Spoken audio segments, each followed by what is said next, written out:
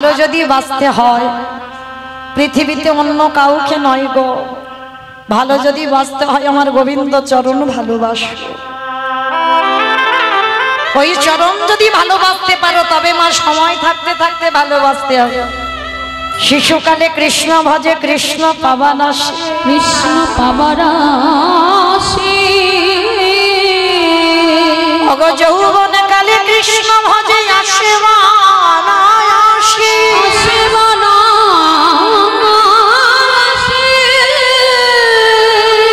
আজ বৃদ্ধ কালে কৃষ্ণ ভজে জমেরা তারাসে। তাহলে মহাজনেরা কি বলছেন? সময় থাকতে ভজন করতে হবে, সকাল সকাল ভজন করো। যেমন মায়েরা কুড়ি ফুলে কিন্তু সেবা হয় না। সেবা কি হয়? কুড়ি ফুলে তুমি সেবা দিতে পারবে পারবে না। আবার বাসি ফুল ঝড়া ফুলেও তুমি সেবা দিতে পারবে না, সে ফুল গোবিন্দ সেবায় লাগে না। সেবা দিতে গেলে কোন ফুল লাগে?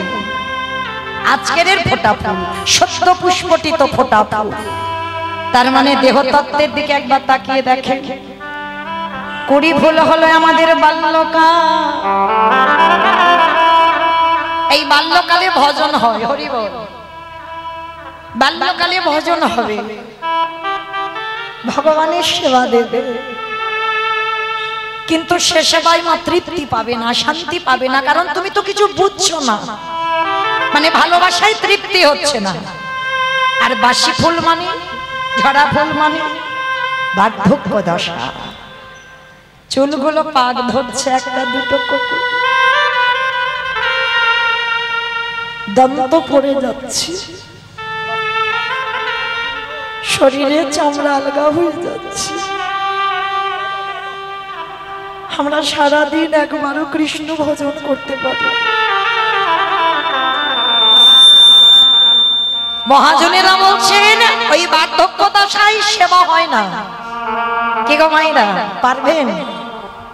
এই যে আমরা হিন্দু ধর্মের আমাদের কত উপবাস, বয়স হয়ে গেলে আমরা পারবো? বহু ভক্তরা বাবা জন্মাষ্টমী উৎসব পালন করি আমরা, কিন্তু এই যে আজকের ব্রত কখন পালন করে?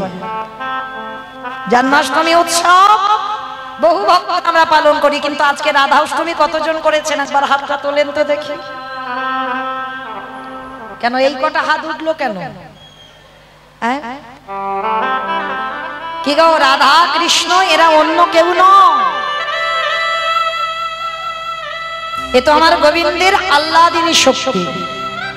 শুধু জগৎ জীবকে প্রেম শেখাবার জন্য দুজনে দুটো অঙ্গ ধারণ করেছে। কেন? একা একা প্রেম হয় না, এক সুখ না। কারণ দেখবেন মা, যখন আপনারা সাজগোজ করবেন, কোন কোন সময় দেখবেন আয়নার কাছে দাঁড়াবেন, নিজেকে নিজে ভালো লাগবে, মানে নিজের প্রেমে নিজে পড়ে, মানে এতটাই সুন্দর সাজ হয়েছে। মানে নিজে আয়নায় দেখেছিল আমার গোবিন্দ একদিন, আর দর্শন করে মনে মনে ভাবলো আমি এত সুন্দর, কিন্তু একা একা কি বাবা আনন্দ উপভোগ করা যায়? যায়। তাহলে একটা নারী প্রেম, যার জন্য ভগবান নিজের অঙ্গ থেকে নিজের আল্লাদিনী শক্তি, আল্লাদিনী মানে আনন্দ শক্তি, নিজে আনন্দ উপভোগ করবে বলে আমার রাধারানীকে সৃষ্টি করেছে। রাধারানী কারোর গর্ভে আসেনি, রাধারানী গোবিন্দের আল্লাদিনী শক্তি। এই রাধা কৃষ্ণ কোনো ভেদ নয়। আর যারা বোঝে না বাবা, তারাই জানে না, তারাই এত এত কথা বলে। রাধা কৃষ্ণ প্রেম করে বেড়াচ্ছে, ওরা অন্য কেউ নয়, ওদের একই আত্মা, দুটো অঙ্গ দুটো দেহ ধারণ করেছে। কেন? জগৎকে লীলা শিক্ষা দেওয়ার জন্য। তাহলে আজকের সেই রাধারানী সখীদেরকে বলেছিল, সখীরে কুড়ি ফুলে সেবা হয় না, বাসি ফুলে সেবা হয় না, গেলে আমাদের ফোঁটা ফুলে লাগে। আর ফোঁটা ফুল মানে আমাদের যৌবন। কি গো মাইরা, যখন দেখবেন তোমার শরীরের ক্ষমতা থাকবে, এই যে হাত পা চলবে, তোমার শক্তি আছে, তোমার ক্ষমতা আছে, কাজকর্ম করবা, তখন ভজন সাধন করে যতটা তৃপ্তি পাবে তা অন্য কাল কোনোদিনই হবে না। তাই জন্য রাধারানী বলেছিল, ললিতা রে আমার গোবিন্দ ব্রজ ছেড়ে মথুরায় চলে গেল। আরে যেদিন আমার বধূ মথুরা থেকে ব্রজে আসবে, সেদিনে যদি আমার দেহে না থাকে, বলে বলে বিধি গোবিন্দ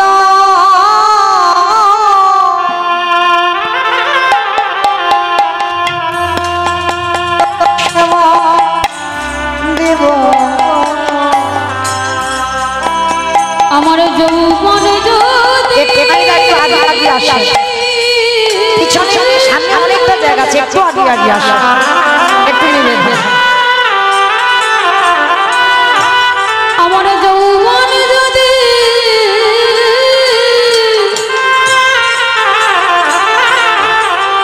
ফুরায়ে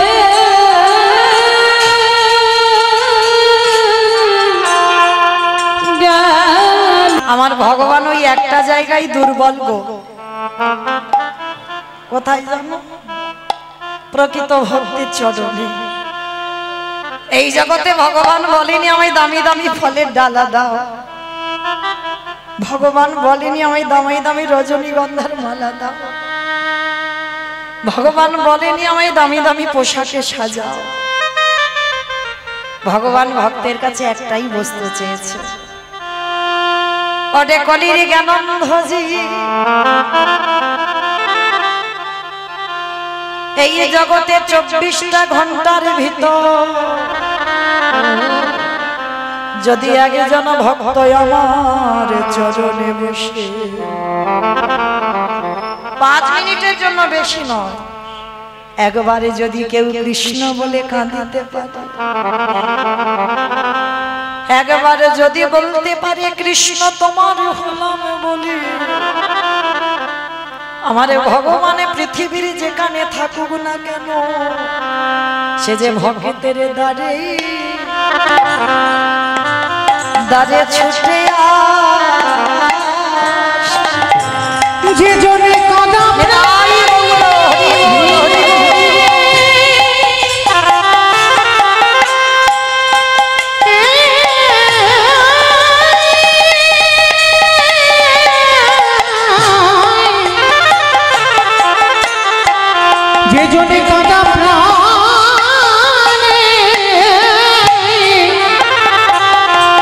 একেবারে ডাকিতে পারে তার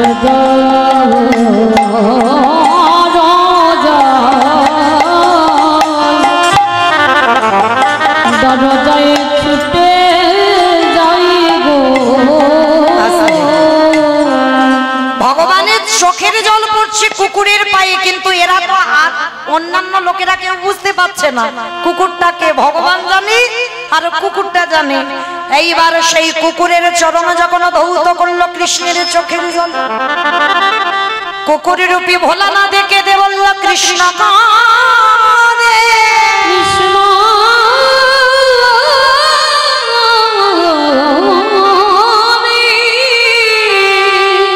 আগত কলিকালে আমি আর শিব হব না।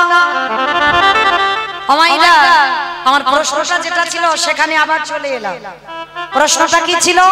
সত্যতে শিব, ত্রেতাতে শিব, দাপরে শিব, কিন্তু কলিতে শিব নয়। যিনি হয়েছেন অদ্বৈত আচার্য। এই যে আপনারা আমরা ঘটা করে শিব চতুর্দশী করে বাবার মাথায় জল ঢাললাম, শ্রাবণ মাসে একটা মাস জল ঢাললাম, প্রত্যেক সোমবারে 5টা সোমবার হলো জল দিলাম, কিন্তু মনে রেখো বাবা কলিযুগে নয়, বাবা এসেছি অদ্বৈত আচার্য গোসাই হয়ে। কেন? এই কেন এটাই হলো তার কারণ। এই রাজস্বাই যজ্ঞে ভগবানের চোখের জল কুকুরের পায়ে পড়ল, আর কুকুর রূপে ভোলা না দেখে দে বলল কৃষ্ণ।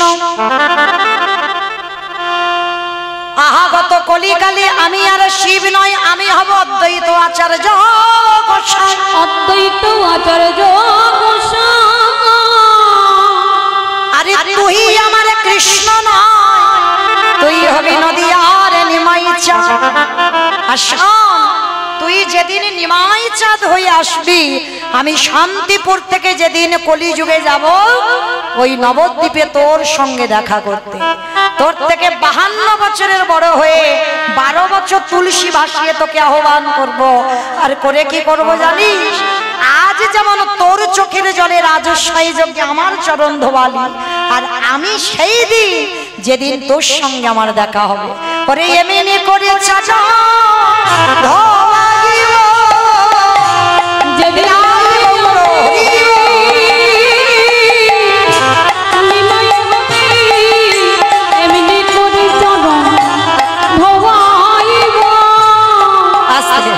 তাহলে মায়েরা পরিষ্কার বোঝা গেল আজকে সেই অদ্বৈতের ডাকে কৃষ্ণ গৌর হয়ে এলো। আর এসে কি করছে জানো? কেহ বলি পুরবিতে রাবণ বধিলা, কেহ বলে পুরবিতে আমা উলু কই মাঠে মাঠে, কেহ বলি পুরবিতে রাবণ বধিলা, কেহ বলে পুরবিতে আমার গোদানি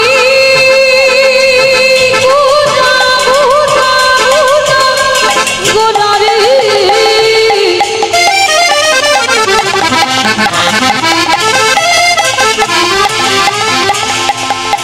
গোদা গোদা গোদা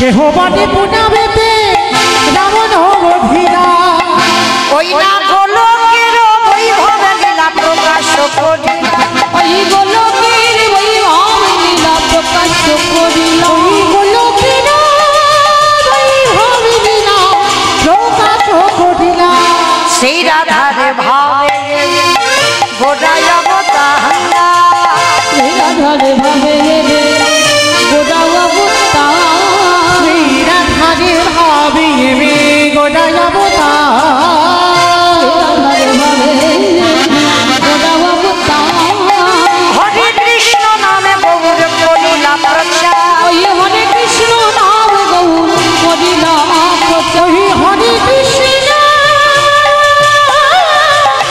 নাম গৌর করিলা প্রচার।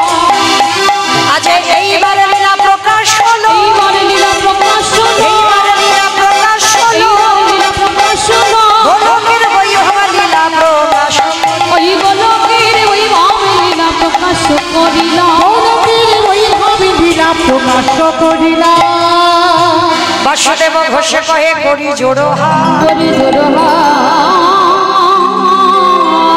ওগোছে এই গৌর সেই কৃষ্ণ সেই তো জগন্নাথ, অবশ্যই তো জগন্নাথ, মহাবাসুদেব ঘোষে কাজে এইবারে লীলা প্রকাশ হলো, বাসুদেব ঘোষে কাহে এইবারে লীলা প্রকাশ হলো, বাসুদেব এইবারে লীলা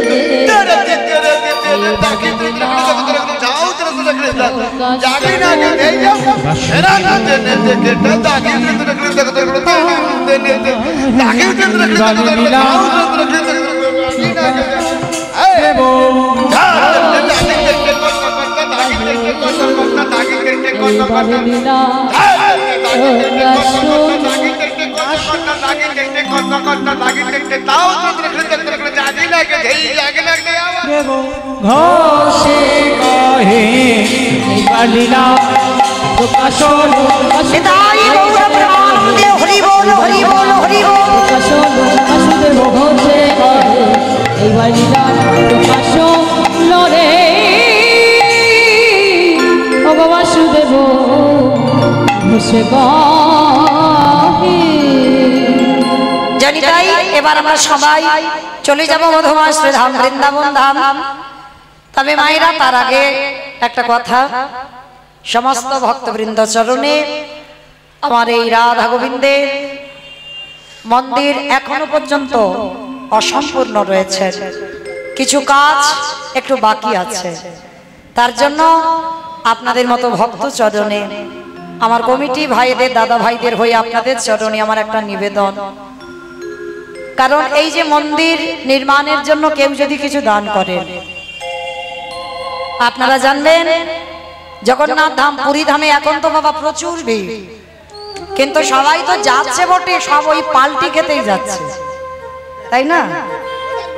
যদি 4টে দিন বাবা পুরীতে থাকে না, একজন ভক্ত ফিরে এলে জিজ্ঞাসা করে দেখো তো, হ্যাঁ রে 4 দিন জগন্নাথ দেখেছিস তো?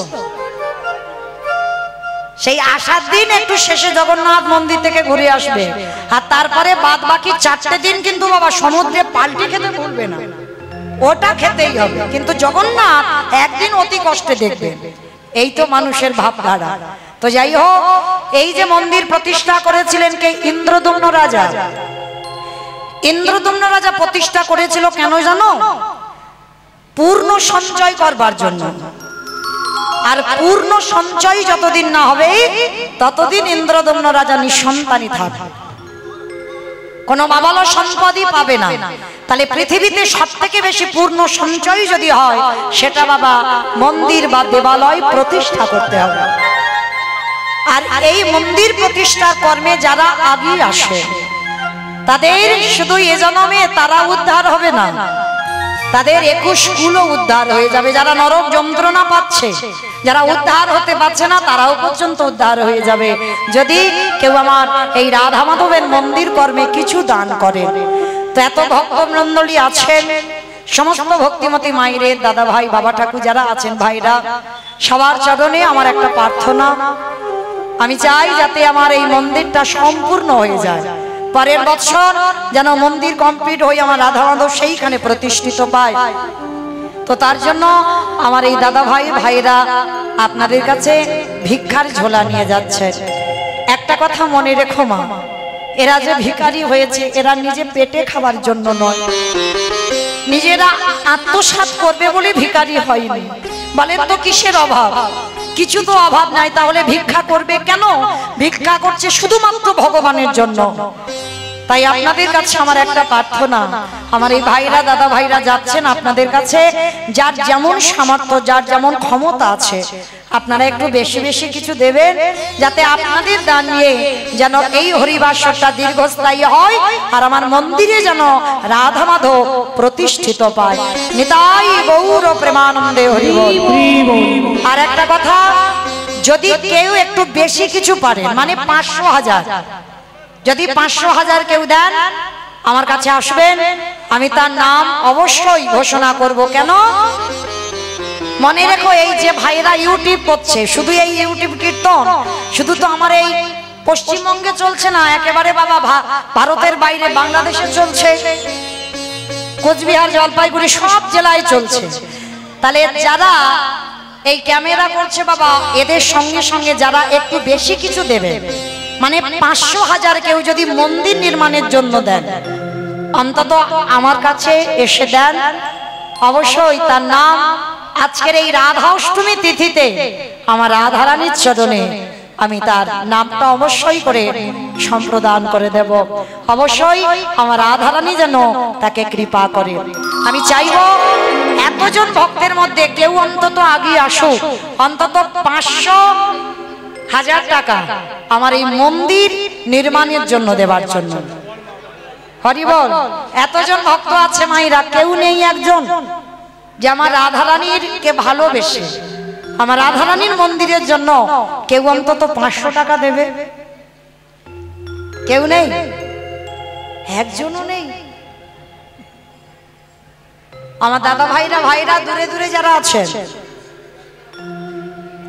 আচ্ছা ঠিক আছে, আমি এখনো আছি 9:30 পর্যন্ত, মানে একটু ভাবতে দিতে হবে তো, দেবো কি দেবো না, বার হবে কি হবে না, এটা একটু ভাবতে হবে। ঠিক আছে, আমি ভাবছি, সময় দিলাম 9:30 পর্যন্ত। 9:30 ভিতরে যদি কেউ আমার রাধারানীকে ভালোবাসে, মাতাজি দিয়েছে কি কি নাম? বেশ, যাই হোক, পলাশ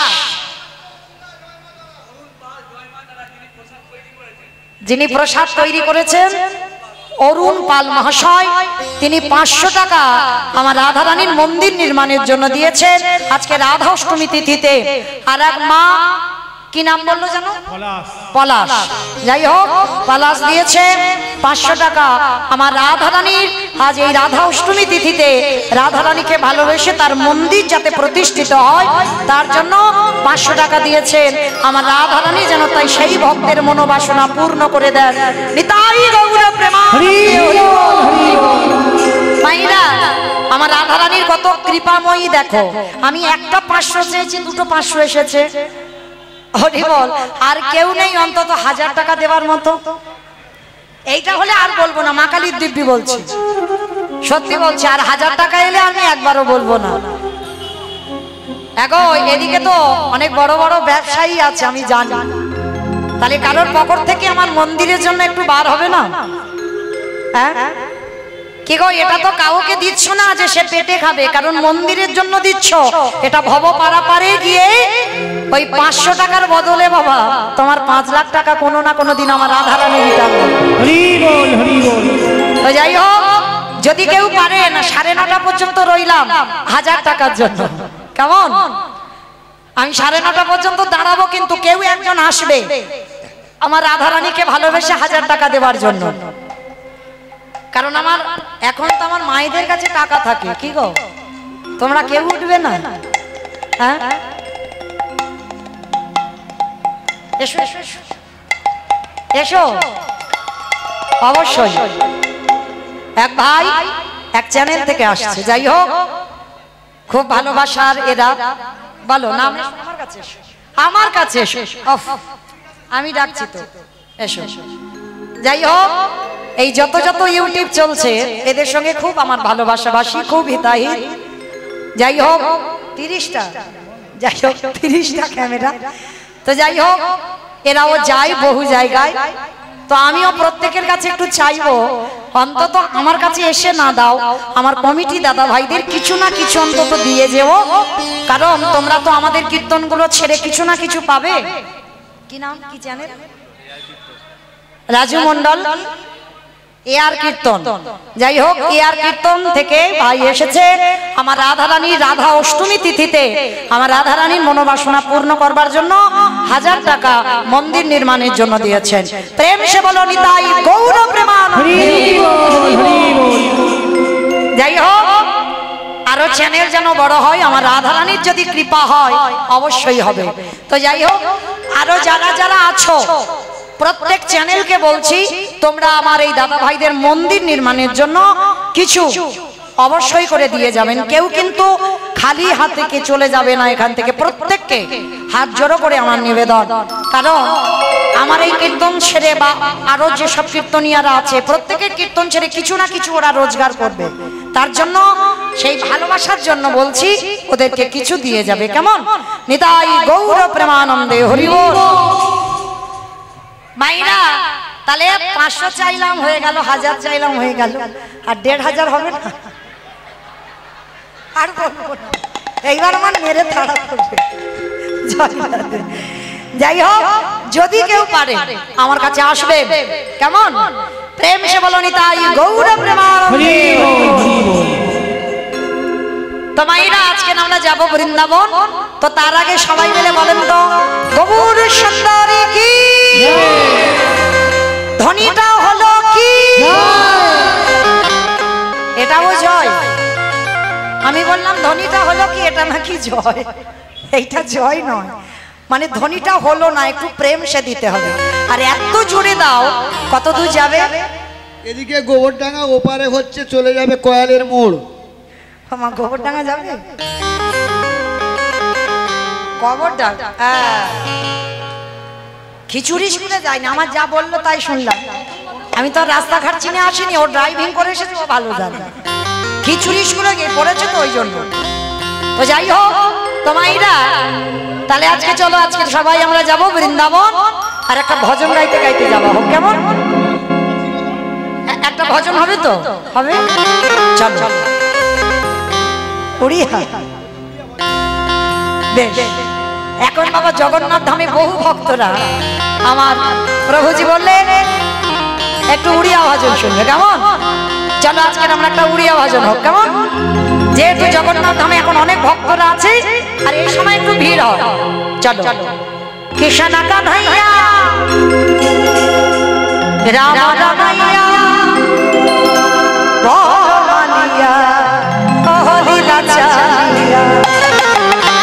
हो कृष्ण कन्हैया राम रमैया बनमालिया हो लीला चलिया। कृष्ण कन्हैया राम रमैया बोलो बलिया हो लीला चलिया।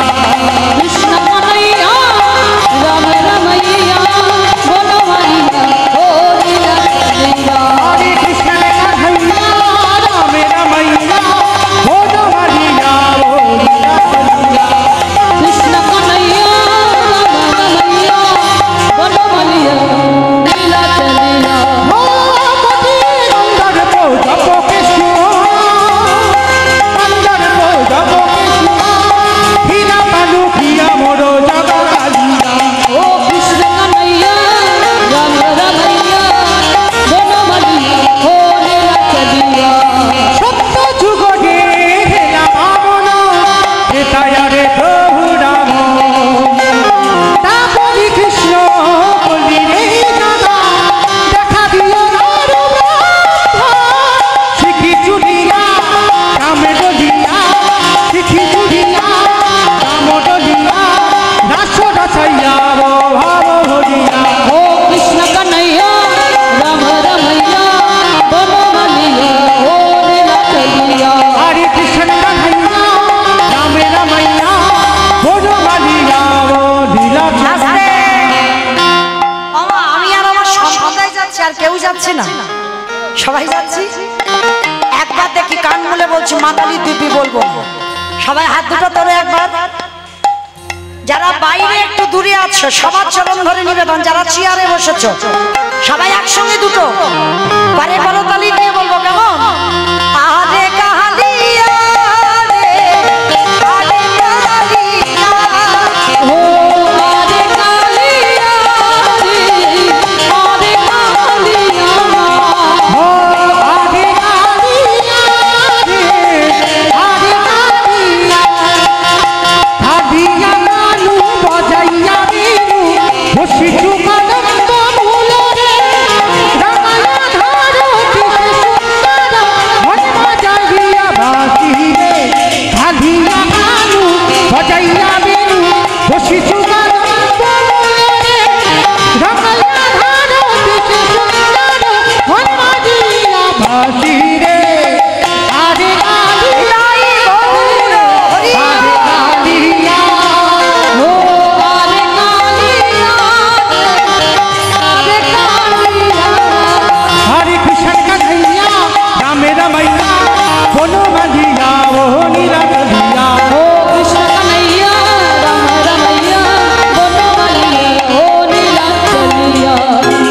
प्रेम से बोलो जय जगन्नाथ धाम की जय, बोलो देवी की जय, सुभद्रा माता की जय, নীলাচলবাসী की। আমায়রা চলো এবার আমরা যাই আজকের বিষয়। তো আজকের আমরা আলোচনা করব ষড় গোস্বামীর কথা। অনেকে শুনেছি যে গোস্বামীদের পথ অবলম্বন আমরা করি। শিরব সনাতন ভট্ট রঘুনাথ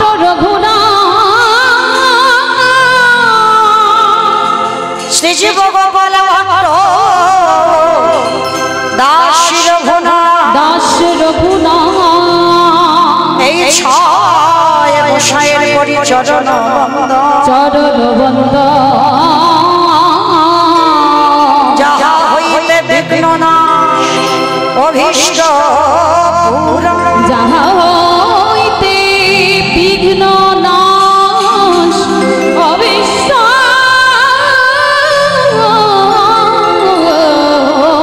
পুরাণ।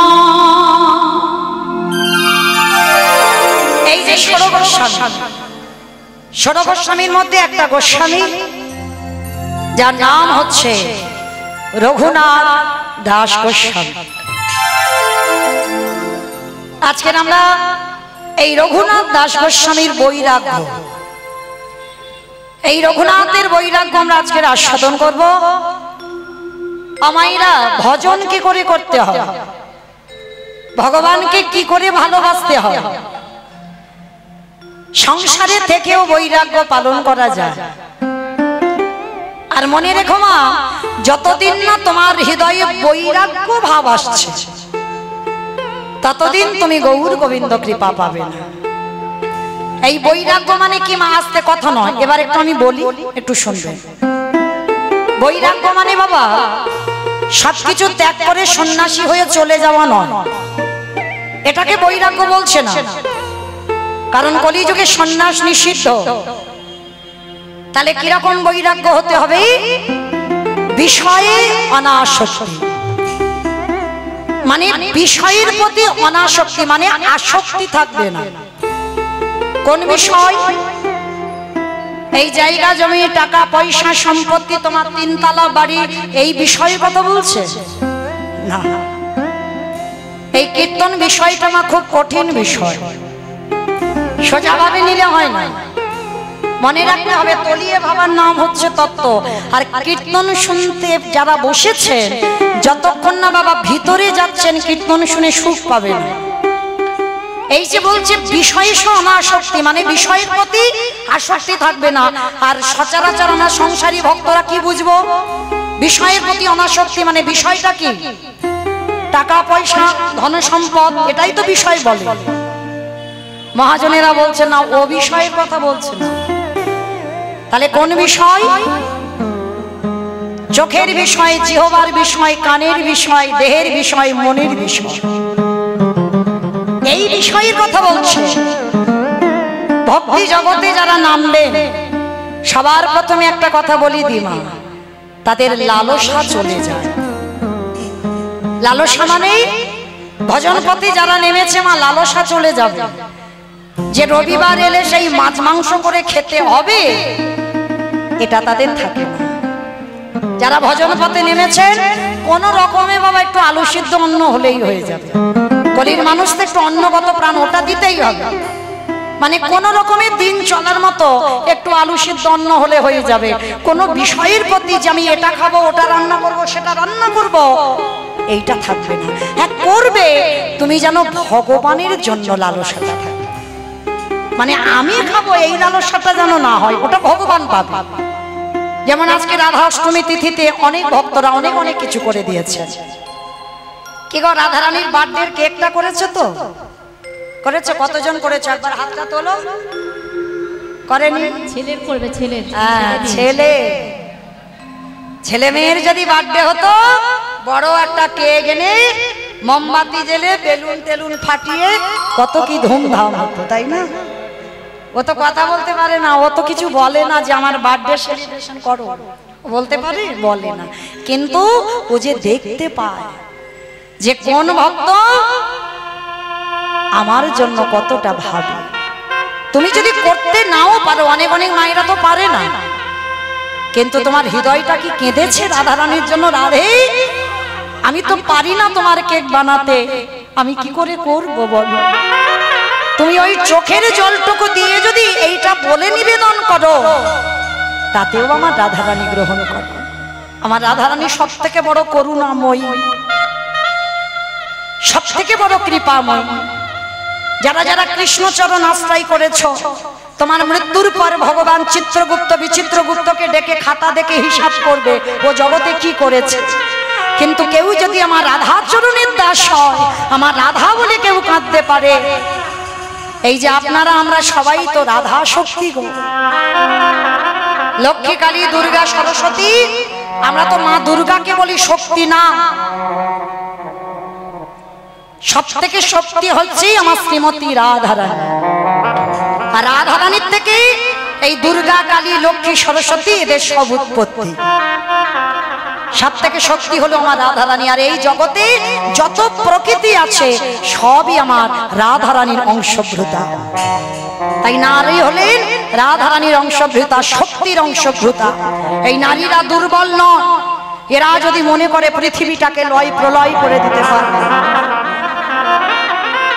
কারণ যেদিন অসুরীদের অত্যাচারে দেবতারা স্বর্গ ছাড়ে, সেদিন দশভুজা দুর্গা যদি 10 হাতে না অসুরী নিধন করত, তাহলে বাবা দেবতারা যেত কোথায়?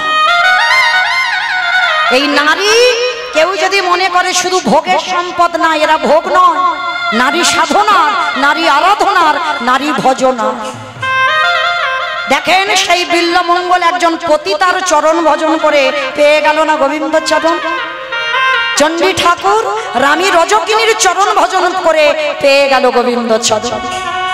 জয়দেব গোস্বামী মা পদ্মাবতীর চরণ সেবা করে পেয়ে গেল রাধা মাধবের চরণ। ভুরি ভুরি প্রমাণ হয়ে গেল। তাহলে নারী ভোগের নয়, নারী সাধনা করতে হয়, নারীর চরণ ধরে আরাধনা করতে হয়, তাহলেই তুমি অচিরে কৃষ্ণ পেয়ে যাও। কারণ আমরা সবাই, প্রত্যেকে যত প্রকৃতি আছে, আমার রাধারানীর শক্তি আমরা। তো আজকে লক্ষ্য করে দেখেন, এই যেদিন তোমার এই জিহ্বার প্রতি কোনো লালসা থাকবে না, সেদিন জানবে তোমার জিহ্বার বৈরাগ্য হয়ে গেল। কর্ণ আজে বাজে কথা শুনবে না, কোথায় ভাগবত হচ্ছে, কোথায় হরি কথা হচ্ছে, কোথায় পাঠ হচ্ছে, সেই দিকে কান ধাবিত হবে। তাহলেই জানবে তোমার কানের বৈরাগ্য হয়ে গেল। যেদিন চোখ শুধু গোবিন্দ চরণ, সাধুগুরু বৈষ্ণব ছাড়া আর কিছু দেখবে না, ভক্ত চরণ ছাড়া আর কিছু দেখবে না, সেদিন জানবে তোমার চোখের বৈরাগ্য হয়ে গেল। যেদিন তোমাকে কে নারী পরশ করলো না, পুরুষ পরশ করলো, তোমার মধ্যে কোনো অনুভূতি হবে না, সেদিন জানবে তোমার দেহের বৈরাগ্য হয়ে গেল। আর যেদিন তোমার মন সব চিন্তা থেকে দূরীভূত, সব শুধু একটাই চিন্তা, আমি কি তারে পাবো না, যেটা আজকে রঘুনাথের এসেছে জন্ম থেকে, তার একটাই কথা, আমি কি তারে পাবো না। এই যে রঘুনাথ, এর এসেছিল বাবা ছোটবেলা থেকে। আর যেদিন এই আজকের দিনটা চিন্তা আজকের করো, কালকের কি খাবো, কালকের কি হবে, ওই চিন্তা করবে না। ওই চিন্তা নিলে তোমার জীবনে বৈরাগ্য ভাব আসবে না।